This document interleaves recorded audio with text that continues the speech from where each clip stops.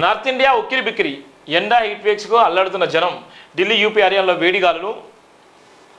Heat waves కారణంగా north India ఉక్కిరి బిక్కిరి అవుతున్నది. వారం రోజులుగా ఢిల్లీ, ఉత్తరప్రదేశ్, హర్యానాలో పాటు పంజాబ్లో వేడిగాలుల తీవ్రత పెరిగింది. ఈ మేరకు అధికారులు రెడ్ అలర్ట్ జారీ చేశారు. నార్త్ ఇండియాలోని అన్ని రాష్ట్రాల్లో యావరేజ్గా 46 డిగ్రీల టెంపరేచర్ నమోదవుతున్నాయి. ఉత్తరాఖండ్, బీహార్, జార్ఖండ్లోని ఎండలు దంచి కొడుతున్నాయి. గడిచిన 24 గంటల్లో ఎండలు ఉక్కుపోత కారణంగా బీహార్ స్టేట్లోని 22 మంది చనిపోయారు. దేశ రాజధాని ఢిల్లీలోని సగటు 45 డిగ్రీల టెంపరేచర్ రికార్డ్ అవుతున్నట్టు ఐఎండీ అధికారులు కూడా తెలిపిన నేపథ్యం. ఒక దిక్కు ఎండలు, మరో పక్కన భయంకరమైనటువంటి గాలులు, ఒక దిక్కు చలి, ఒక దిక్కు ఎండ తీవ్రత కూడా ఉంది. చాలా వరకు నార్త్ ఇండియాలో అయితే భయంకరమైనటువంటి పరిస్థితి ఉన్నటువంటి నేపథ్యం ఒకటి ఇక్కడ మనం వార్తలు చూస్తున్నాం.